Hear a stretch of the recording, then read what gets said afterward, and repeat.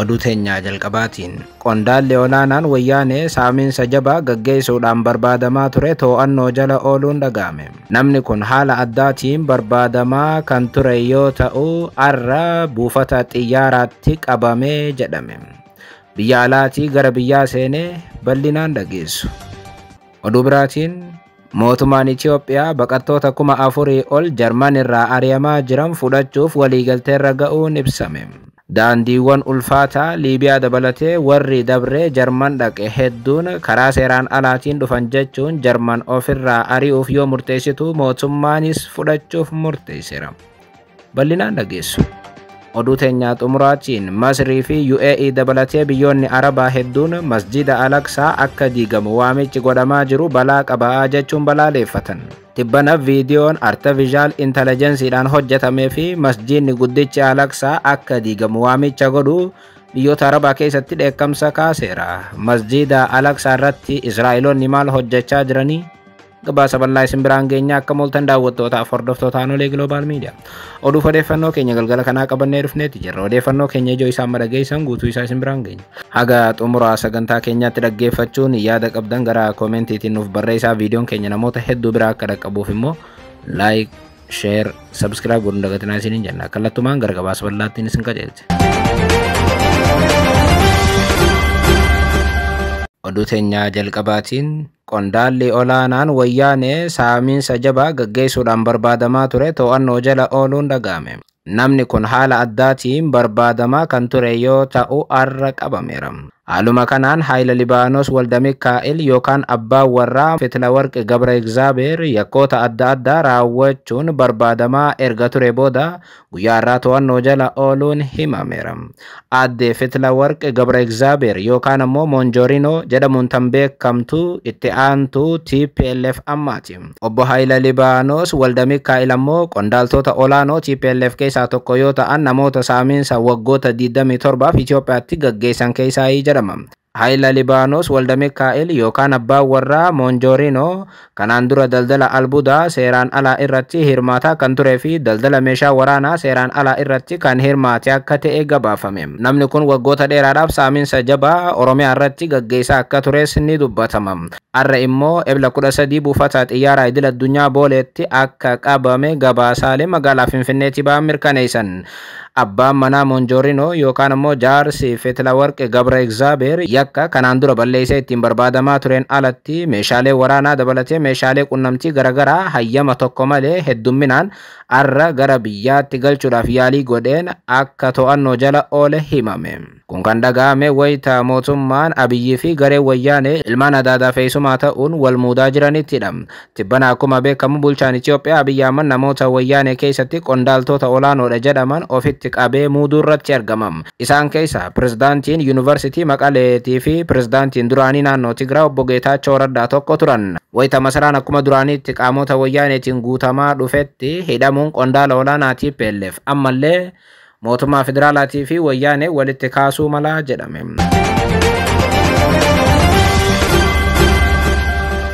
Oduu biraatiin mootummaan Itoophiyaa baqattoota 4,000 ol Jarman irraa ari'amaa jiran fudhachuudhaaf waliigalteerra ga'uun ibsame. Bahaara ulfaataa qaxxaamuranii Jarman kan ga'an Itoophiyaanonni ji'a dabre irraa eegalee biyyatti deebifamuu eegaluunis himameera. Jarman lammiileen biyya alaa seeraan ala biyya isii keessa jiraachaa jiran dirqama irraa bahuu qaba. Erga jettee booda mootummaan Itoophiyaa baqattoota isaa Jarmanitti argaman fudhachuu akka eegale himame. Akka sanadni ministeerri dhimma alaa baase agarsiisutti mootummaan Itoophiyaa namoota 110 fudhachuudhaaf mootummaa Jarmaniif xalayaa barreessee mirkaneesseera. Namoota 110 kana keessaa 87 lammiilee Itoophiyaa, 21 Itoophiyaanota warra hin taane akkasumas ammoo 2 dubbachuufu hayyamamoo warra hin taane akka ta'an himameera. Baqattoonni Itoophiyaa kan jalqaba lakkoofsaan 29 kan ta'an baatii dabree buufata xiyyaaraa Firaankfurt irraa gara biyyaatti deebifamuun ibsameera. Mootummaan Itoophiyaa uggura viizaa gamtaan Awurooppaa kaa'ee fi gargaarsi addaan citu hordofee haalli inni keessa jiru rakkisaadha jedhama. Lammiileen Itoophiyaa 4,000 ol ta'an Jarman qofarraa fudhachuudhaaf mootummaan Itoophiyaa amma dhumarra waliigaluu isaati. Yeroo dhiyoo as akkuma beekamu biyyoonni faranjii namoota seeraan ala daangaa isaanii seenan ofirraa baasuu irratti argamu. Ameerikaa dabalatee Jarman biyyoota baqattoota keessummeessuudhaan beekaman turan. Amma garuu dadhabneerra jedhan.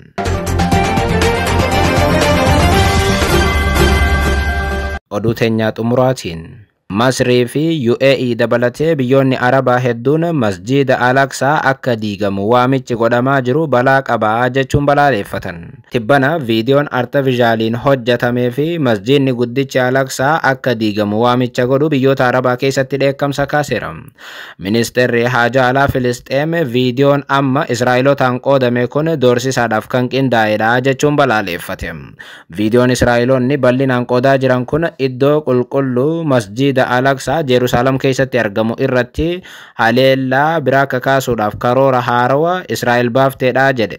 Ministeerri Haajaa Alaa Filisxeem viidiyoon artifiishaal intelligensiidhaan hojjetame kun masjiida Al-Aqsaa kan Jerusalem keessa jiru wayita barbadeeffamuu mul'isa. Viidiyoon kun torban kana keessa erga garee qubattoota Israa'eliin faca'ee booda biyyoota Arabaa wal gaheera. Ardii tanarraa bakki qulqulluun hawaasa musliimaa biratti sadarkaa sadaffaa qabu masjiidni Al-Aqsaa viidiyoon artifiishaal intelligensiidhaan hojjetame kun akka agarsiisutti masjiidichi rukutamee baduu isaa ni mul'isa. Dabrees bakka isaa irratti teempila sadaffaan ijaaramuu ni mul'isa. Dhuma viidiyoo keessatti immoo yeroo dhiyoo keessa kunni dhufa jedha barreeffamni warri Yahudootaa barreessan. Ministeerri Haajaa Alaa Filisxeem ibsa baasaniin viidiyoo balaa qabuu fi doorsisa hamaadhaaf qophaa'e jechuun mormaniiru. Gochi kun dadhabina addunyaa ifatti agarsiisaa jedha Ministeerri Haajaa Alaa Filisxeem. Dhimma kana Ministeera Haajaa Alaa qofaa miti kan balaaleffate. Masriin dhimmicha ilaalchisuun galgaluma kana ibsa baafteen waamichi gara jabummaa ammaa kun Israa'el masjiida Al-Aqsaa irratti boombii darbachuudhaaf tattaaffii godhaa jirtu mul'isaa jechuun balaaleffatteetti. Masriin waamichi amma masjiida kana diiguudhaaf qubattoota Israa'eliin godhamaa jiru balaa akka qabu cimsitee himuun gochi akkasii hatattamaan dhaabbachuu qabaa jechuun akeekkachiifteetti.